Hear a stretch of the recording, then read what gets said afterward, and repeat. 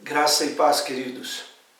Nós estamos estudando sobre os dois sacramentos. Na semana passada nós vimos sobre o batismo e hoje nós vamos ver o segundo sacramento, que é a ceia do Senhor. Vamos, porém, antes fazermos uma oração. Vamos orar. Pai querido, eu quero pedir a bênção do Senhor, a graça do Senhor, para que o Senhor nos dê o entendimento deste segundo sacramento, a ceia do Senhor, para que possamos entendê-la, não só, Senhor Deus, mentalmente, mas com o coração e com a alma, para que possamos, Senhor Deus, viver também esta bênção desse sacramento, que é um mandamento santo do Senhor para as nossas vidas. Em nome de Cristo Jesus é que oramos. Amém. Bom, como nós falamos, temos dois sacramentos, as igrejas evangélicas. O primeiro que nós vimos foi o batismo e hoje nós vamos ver a ceia do Senhor. Nós vamos pegar, primeiramente, os dois textos básicos que vamos trabalhar.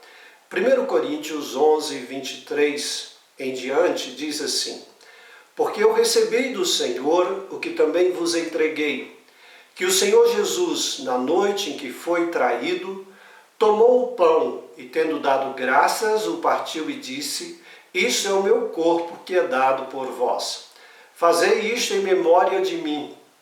Por semelhante modo, depois de haver ceado, tomou também o cálice, dizendo: Este cálice é a nova aliança no meu sangue. Fazei isto todas as vezes que o beberdes em memória de mim. Porque todas as vezes que comerdes este pão e beberdes o cálice, anunciais a morte do Senhor até que ele venha. E o outro texto é Mateus 26, 27 e 28, que diz assim: A seguir tomou um cálice e, tendo dado graças, o deu aos discípulos, dizendo: Bebei dele todos, porque isto é o meu sangue, o sangue da nova aliança, derramado em favor de muitos, para a remissão de pecados. E digo-vos que desta hora em diante não beberei desse fruto da videira, até aquele dia em que eu hei de beber novo convosco no reino de meu Pai. Amém. Bom, a ceia do Senhor. Primeiramente nós queremos fazer a analogia, né? A palavra analogia significa uma relação de semelhança da ceia do Senhor com o povo de Israel, especialmente ligado à Páscoa, porque se trata do Cordeiro de Deus. A primeira analogia que nós fazemos é a questão da substituição do Cordeiro pelo pão. O Cordeiro, chamado Cordeiro Pascual, que tinha uma significação simbólica. Nós lembramos que quando o povo de Israel saiu da terra do Egito, Deus pediu com que eles sacrificassem um cordeiro e comesse da carne do cordeiro e pudesse usar o sangue para marcar os umbrais das portas. A partir dali, e através da lei que Deus colocou através de Moisés,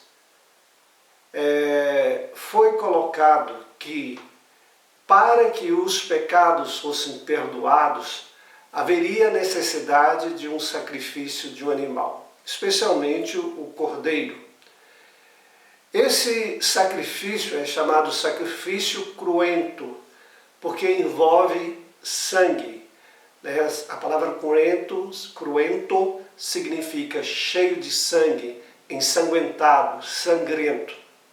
Estes sacrifícios ensanguentados no Velho Testamento, que trazia a morte de um cordeiro ou de um animal, era exatamente para que pudesse morrer esses animais no lugar do homem.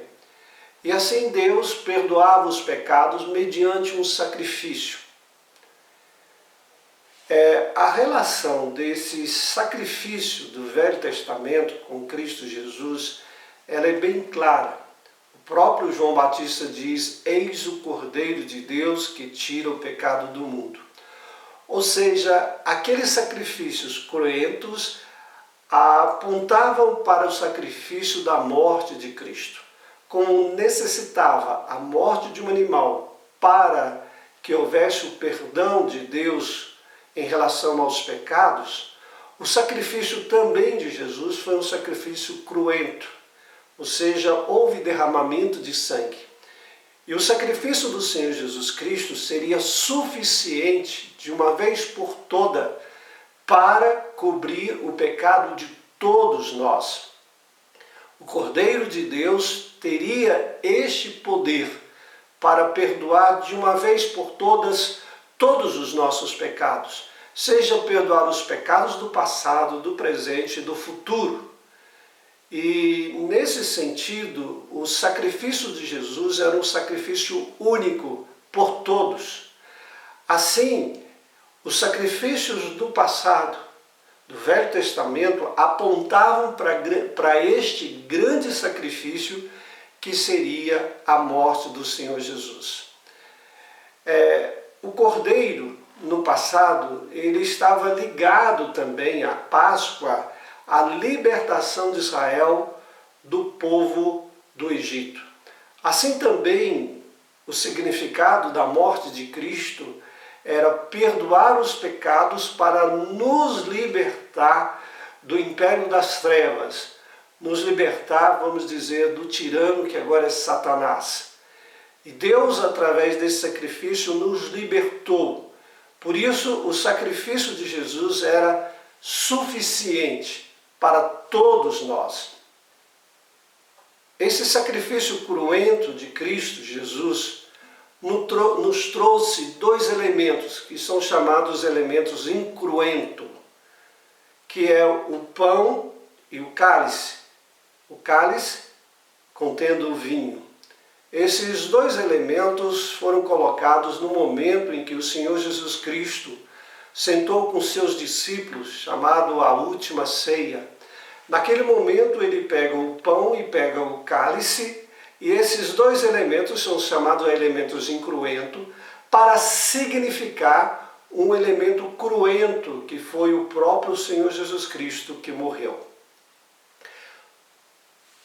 Em vista disto, era muito natural que a Páscoa dos judeus se transformasse num símbolo da morte de Cristo Jesus.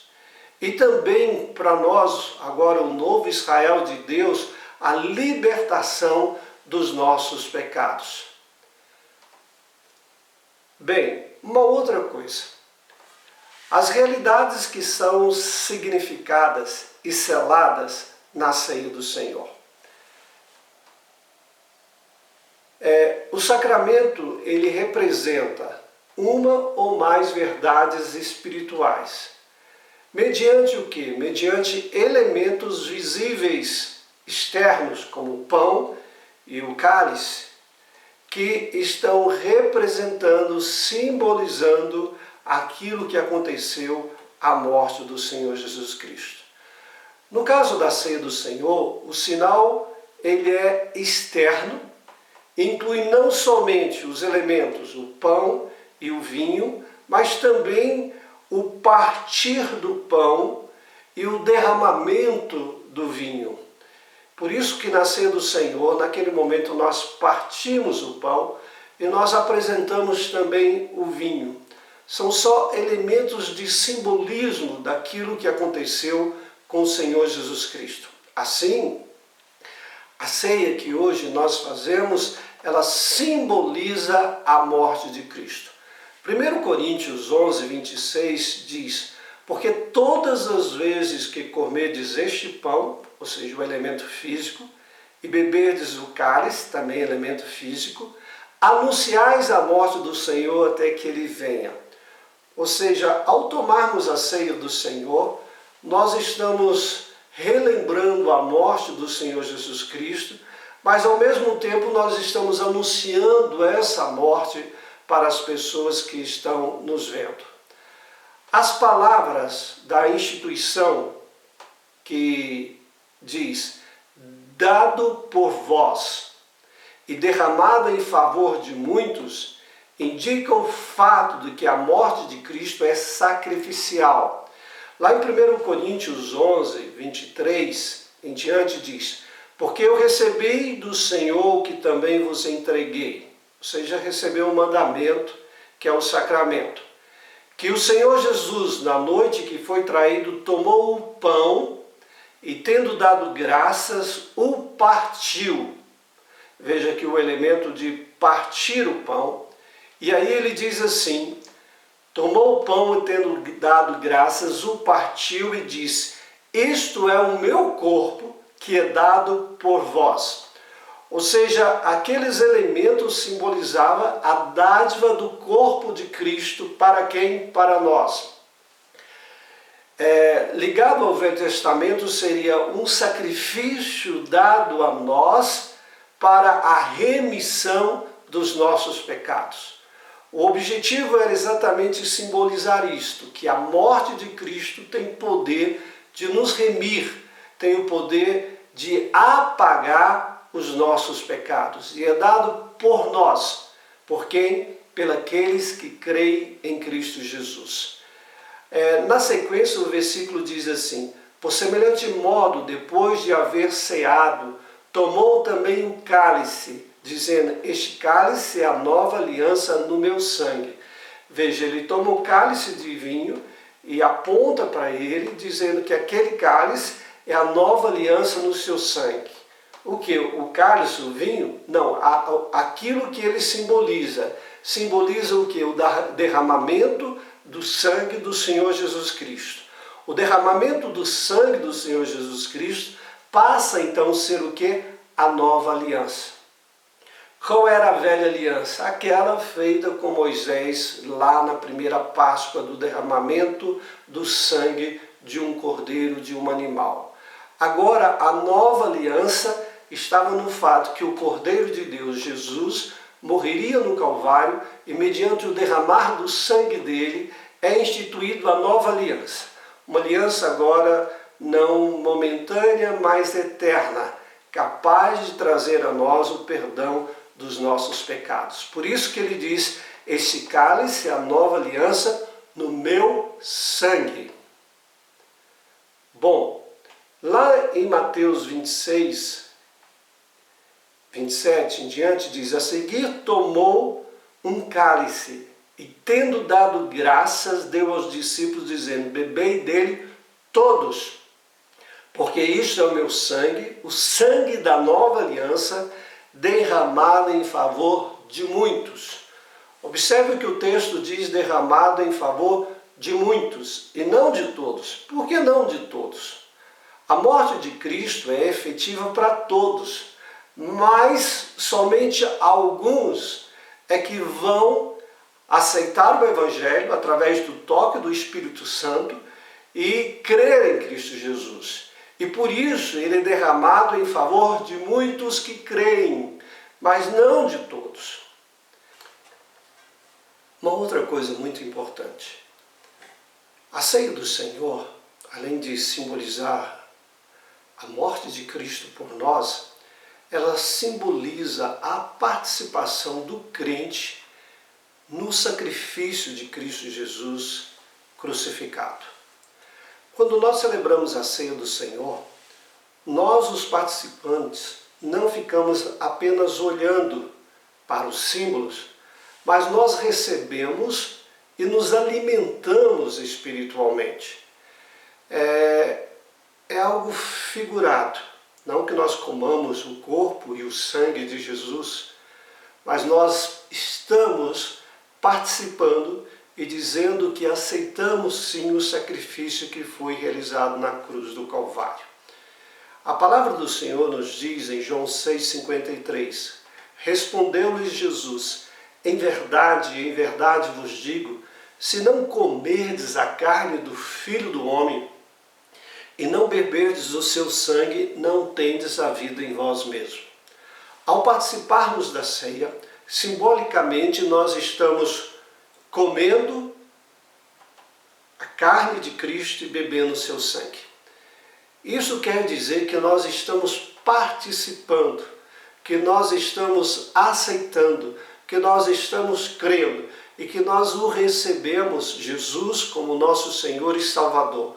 O comer aqui significa aceitar, participar, crer no sacrifício de Jesus, e espiritualmente somos unidos à morte de Cristo, porque Cristo morreu por nós e nós em Cristo Jesus também morremos para os pecados. A morte de Cristo Jesus é o objetivo da nossa fé.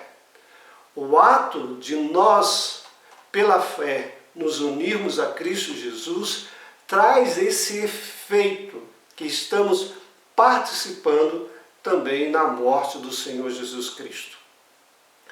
Uma outra coisa muito importante, além de simbolizar a nossa participação, a ceia do Senhor também está ligado à nossa comunhão uns com os outros.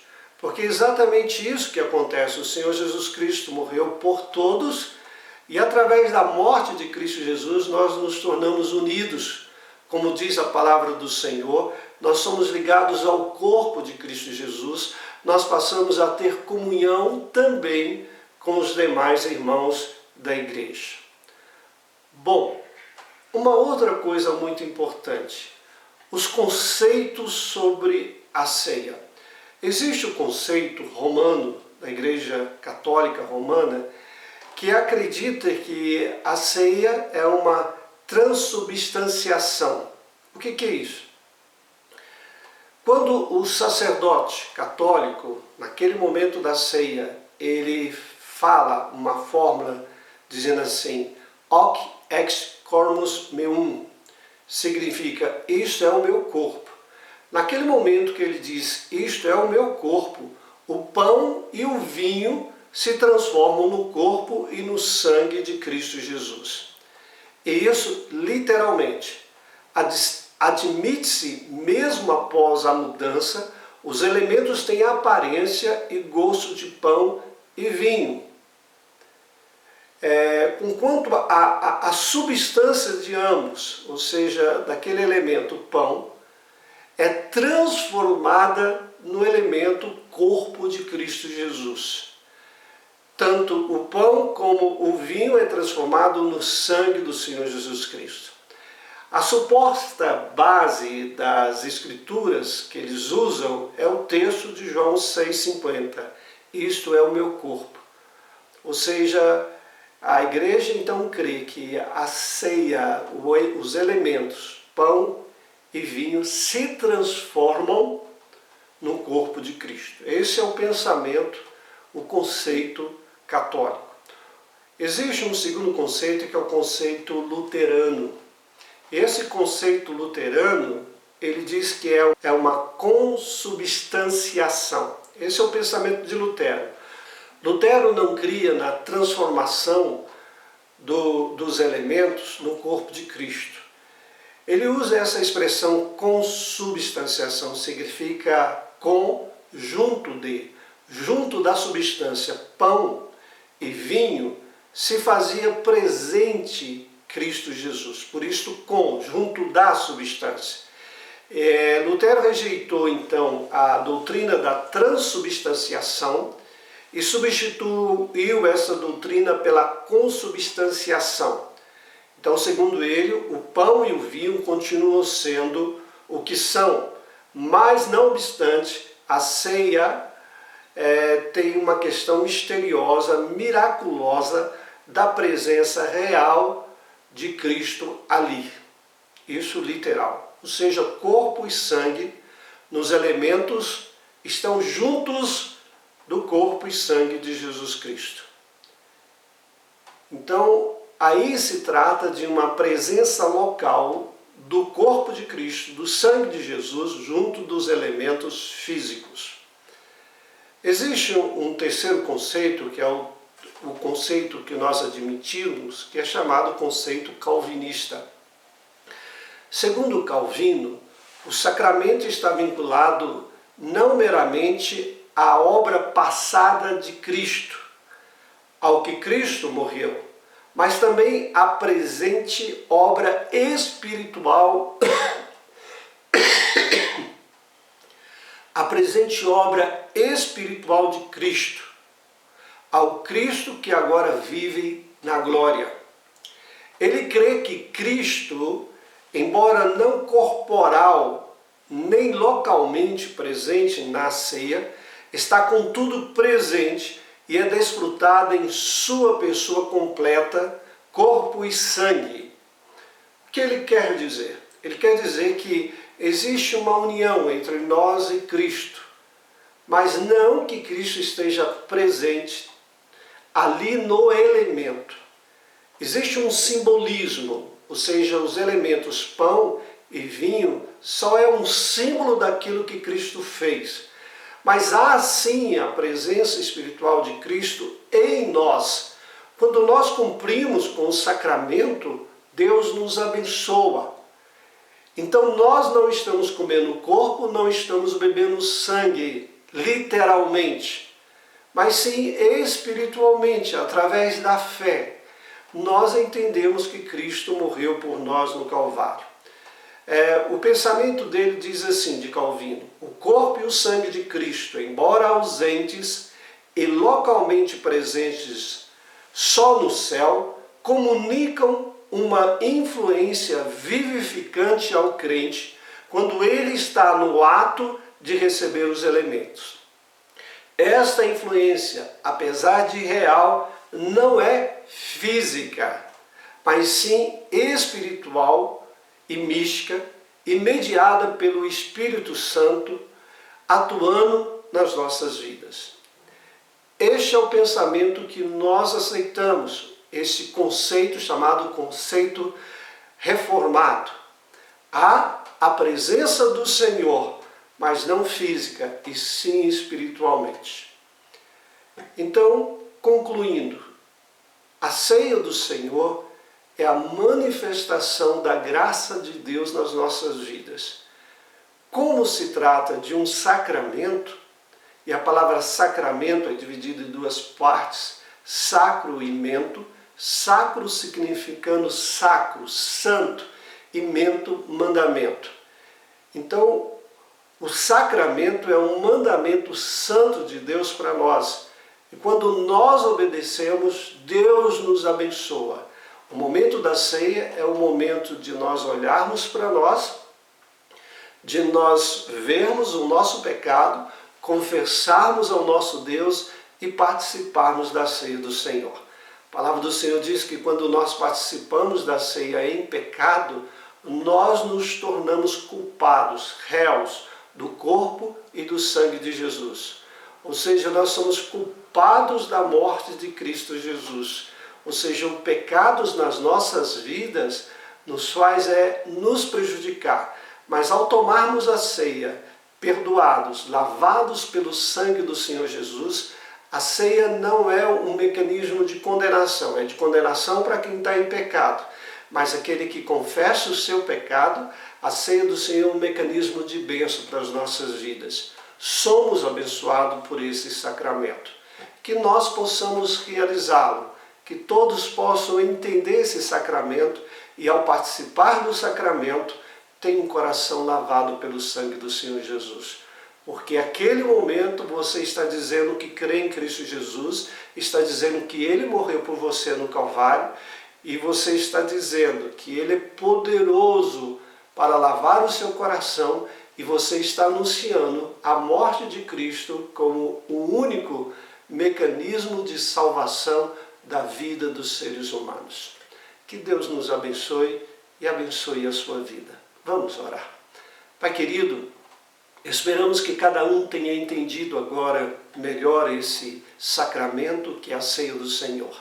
Nós te louvamos porque Jesus morreu por nós, o Cordeiro Santo de Deus, para que nós participemos dessa morte, ou seja, comamos do pão, comamos, Senhor Deus, bebamos do vinho, para a glória do teu nome. Muito obrigado, Senhor Deus. Nós te louvamos e agradecemos e pedimos a sua bênção sobre todos, em nome de Jesus. Amém.